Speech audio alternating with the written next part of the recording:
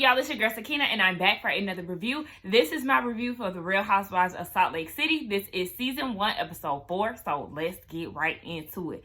So the episode picks up where it left off. I feel like I always say that in a lot of my reviews, but I mean, it's true. So it picks up where it left off at Whitney's 20s, a roaring 20s party, and Jen goes and talks to Meredith and pulls her to the side. So basically, she was in her feelings about Meredith canceling the slumber party with her, and to me it wasn't a big deal. I mean, of course it's not a big deal because she's canceling for her daughter, and for Jen to even question that was weird to me. Like, yeah, my daughter wants to spend time with me, I want to spend time with her on her last day here before she goes back to school, so yeah, I'm going to chill with her. So then Jen says, well, you know, that's not an issue for me, but more so that was a segue for her to just go into her siding with Mary. So then she was like, oh yeah, you know, I really have a problem with you hanging out with Mary. You going to her church, you know, y'all kicking shit. And I feel like your loyalty is supposed to lie with me. This, you're my friend, okay? I have a beef with this lady. You don't need to be hanging around her. And Meredith is like, okay, well, you know, I like her. I don't have an issue with her. And Jen was like, so you're going to be Switzerland for the rest of your life?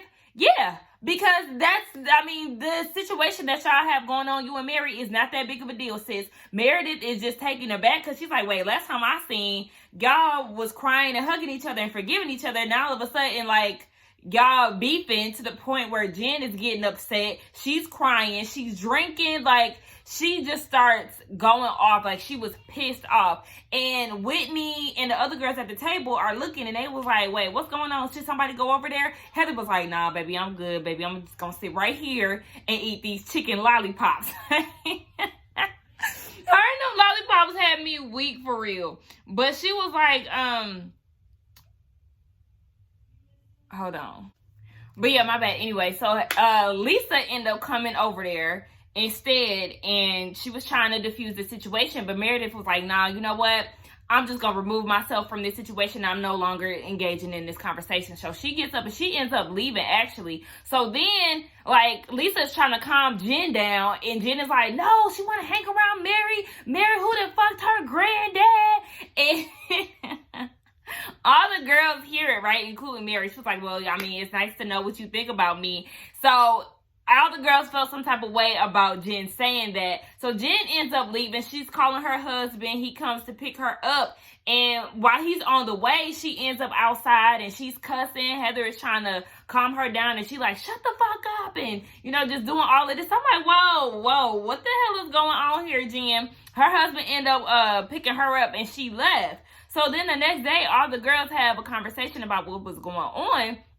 And Heather and Lisa were out eating together. And I said, oh, okay, look, I guess y'all do know each other after all. But Heather said that she's seen it coming before it even happened. Meredith was telling Brooks. And I was like, Meredith, all people, you could have sat down with Heather and Lisa, but you want to go and sit down and tell Brooks.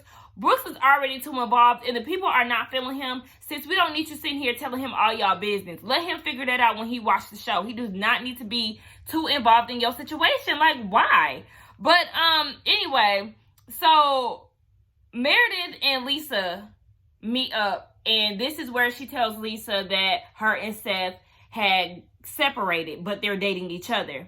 Lisa started taking it really hard. She started crying because their families are really close to each other. Like, she helped plan one of her daughter's bar mitzvahs and, you know, all of that. So they're very involved with each other. So this is very heartbreaking for her to hear. But, you know, Meredith said that they're going to try to work it out if they can. Now, Lisa and Mary go, or not, they don't go anywhere, but Lisa goes over to Mary's house. And one thing I mentioned, what did I write down? I said white elves. Mary, you couldn't get no black Santa Clauses. No, if we, the regular people here, if I can have black Santas and stuff in my house, then so can you. We got black Santas and nutcrackers in this house, okay? It's just, I don't know. Like, I don't, white, like, Caucasian figures in my house, just like, no. It doesn't fit me. I doubt that white people have black figures in their house. So yeah, I'm just like, girl, no ma'am. You got all that money, you could definitely try to find you some black Christmas figures for your house. But anyway, yeah, Lisa said that Mary is chic in her fashions, right? And she said, well, when it comes down to her house, it's kind of distorted. Like, it's eclectic, an eclectic style. I said, baby, no. That style of hers is eclectic, okay? It was like eclectic and tacky. So let's not get it confused, Lisa. I was like, what? By the way, that jumpsuit, that jean jumpsuit that Lisa had on was super cute. But yeah, I was like, girl, no. And you know what? Mary, y'all know how I feel about Mary and her fashions, y'all. People who cannot dress irritate me, okay? Especially if you have money, if you have the means to hire you a stylist and you just choose not to because you think the way that you dress just is nice looking, is a problem to me. Now, I mean, don't get me wrong, everybody doesn't have the same sense of style and taste, but what she puts on be tacky as hell. That hat in that ponytail was a complete struggle. And then she had on like these metallic gold pants and this busy robe. I was like, girl, I'm just gonna start inserting pictures on the weekly basis of what Mary is wearing, because it's guaranteed to like make you laugh. We could definitely count on her to have something crazy on. So I think I'm gonna just start inserting pictures. I don't like that. Why that sticking up like that? I'm gonna insert some pictures of how she looked on a weekly basis. But anyway, her son came down and they was having a conversation. They start talking about the gifts that he's buying his girlfriends. He bought her a chinchilla, bitch. A chinchilla, okay? And then he bought her a puppy. And for Christmas, he got her a Prada bag. Now, Mary said in her confessional that Prada bag is going to last longer than their relationship. Bitch, so is the chinchilla and the damn dog. Like, what are you talking about? Oh, gosh. Baby, he is sprung. And I guarantee y'all that he got a white girlfriend. Like, I would not be surprised if his girlfriend was white. But, yeah, Mary said that she wants to throw a luncheon for the girls to have an intimate setting amongst themselves. You know, the whole 20s party was crazy, so she wants to throw a luncheon, show her appreciation for the women, and have a sit down. She's conflicted because she doesn't know if she wants to invite Jen because of the stuff that she was saying. Now, throughout this whole episode, Mary kept saying that Jen called her a granddad motherfucker. No, that's not what she called you. She called you somebody who fucks their granddad. A granddad fucker is what she called you. And then in her confessional, she said that was lies. Where? I even tweeted this like, girl, where did Jen lie? Because you definitely married your granddad. Yes, step granddad and granddad by marriage. However, he was your granddad turned husband. So yes, what Jen said was very true, honey, whether you want to face it or not. Don't be ashamed about it, bitch. You done had a baby with him. Y'all got a church together and all of that. Girl, please, don't be ashamed of who you getting down with, because the whole city know you down there with Grandpa Pop. So yeah, they're going to have a Met Gala themed luncheon, and we'll talk about that here in a minute. Heather and Jen meet up at Heather's house.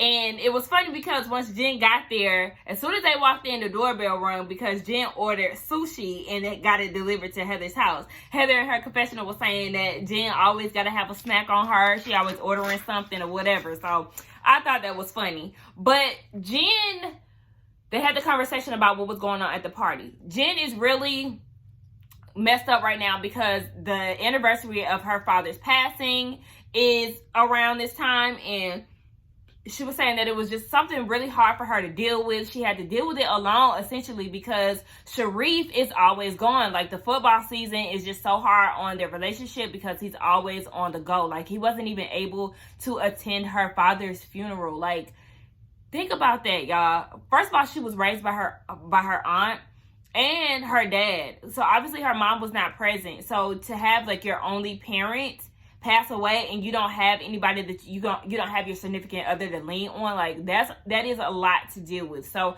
I really felt so bad for her. And she was just saying that, you know, she has to put his career before herself, and, you know, she just falls on the back burner or whatever. But she said that she feels very betrayed by Meredith, and she said that she's a loyal friend to her. Heather said that all of this is just misplaced anger. Like, you're really mad at your husband and you don't know how to express that, or you can't take that out on him, so you're taking it out on Meredith. I said, there you go, Heather.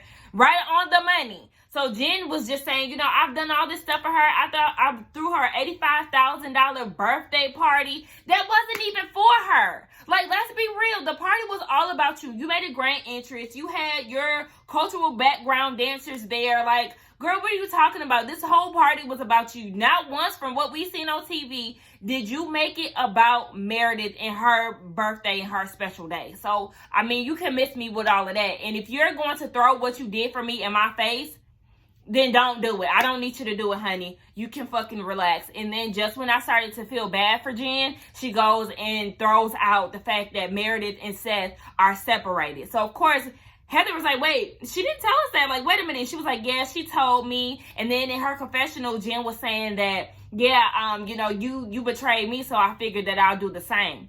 All because she is friends with Mary, and the stupid ass beef that you got with Mary talking about you smell like hospital. Like, this is what really is starting to turn me off on Jen. Like, girl, you are a fucked up friend. And to everybody who watched this video, y'all need to take heed to the type of people that y'all around and how they react to certain things when they're upset. Something so little, her petty ass beef with her and Mary, she goes and stabs Meredith in the back and airs out her business about her separation.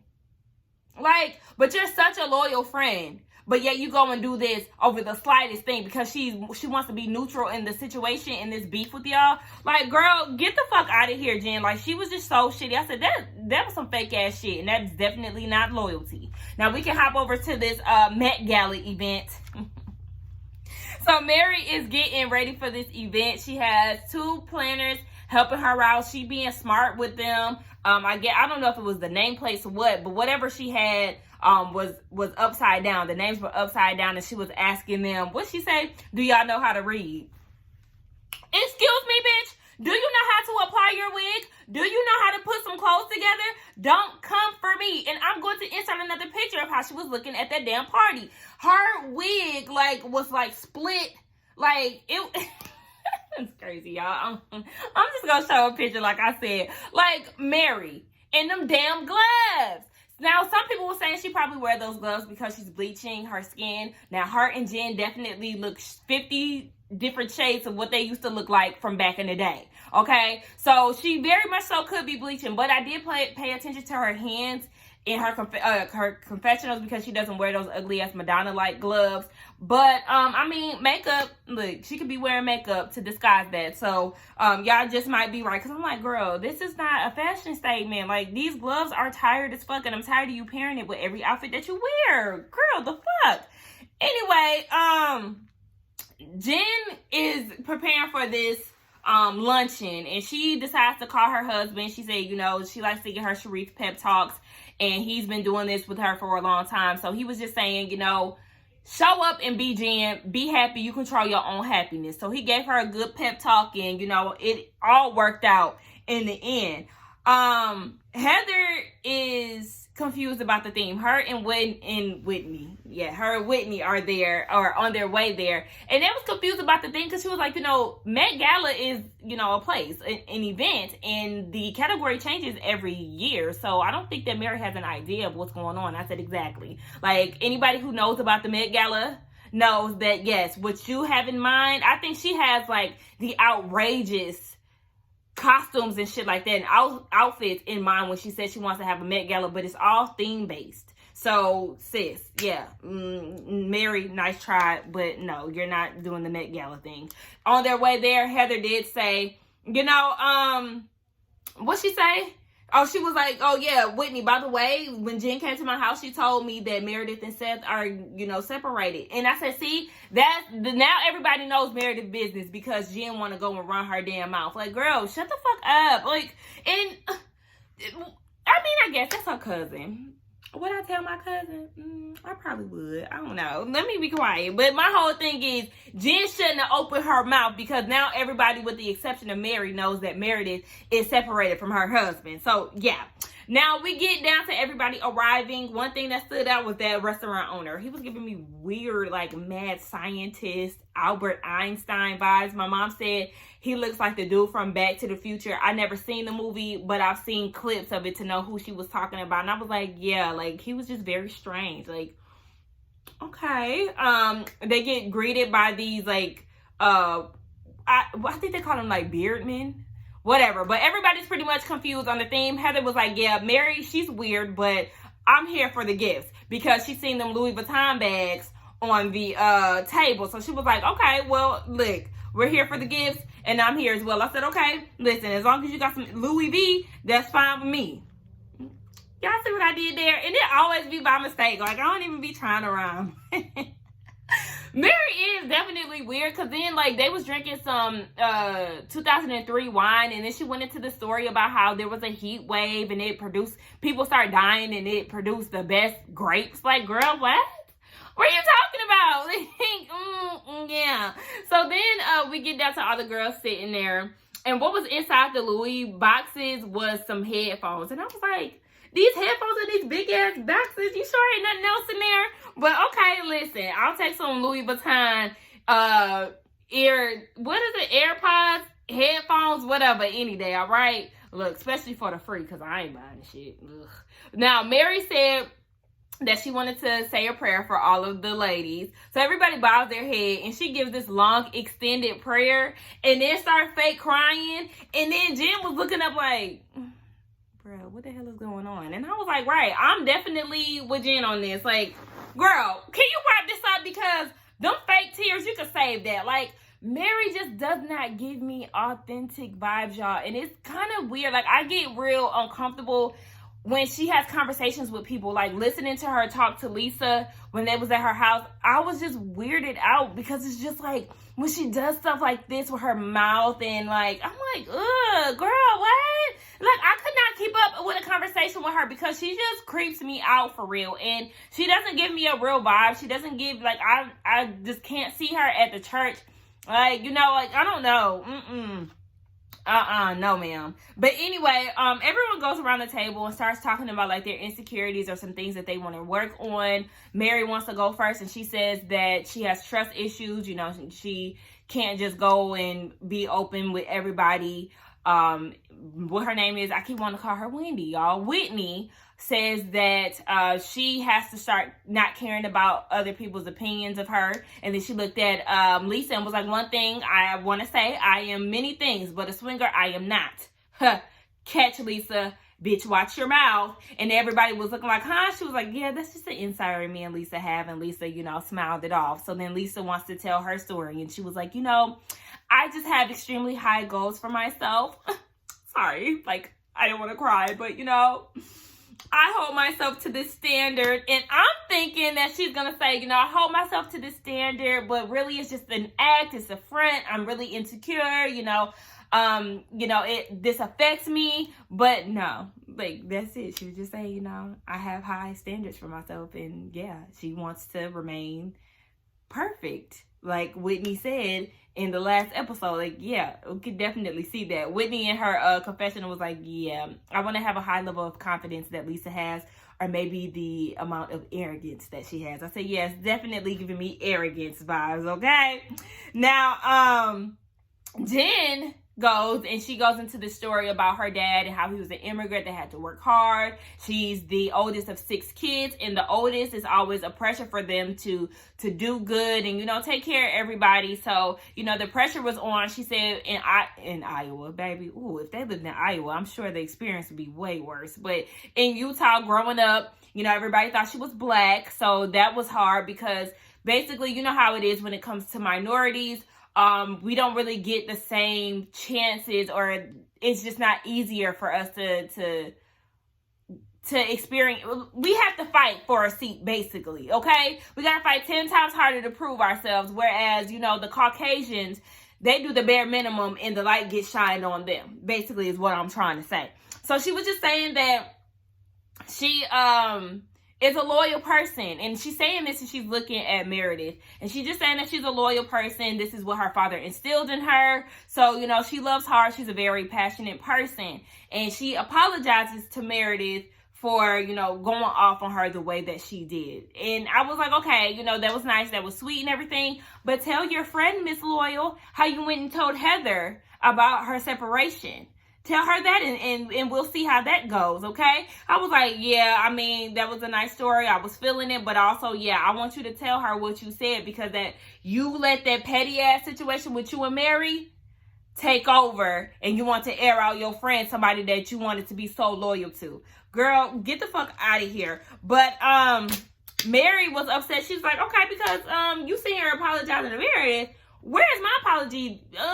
Baby, listen, Mary, cancel it. She's not giving you an apology because she does not fuck with you. And that's fine, right? I always say that's fine. If Mary does not, if Jen does not want to mess with Mary, that's fine. Especially because she was talking that shit in the confessional. But Mary, you just need to kill that, because she's not giving you an apology because she don't fuck with you. She values Meredith more than she values you. But anyway, y'all, yes, that was my thoughts on the episode. It looks like it really starts to turn up next week between Jen and Mary. But yeah, don't forget to like, comment, and subscribe to my channel, and I will see y'all in the next one. Bye.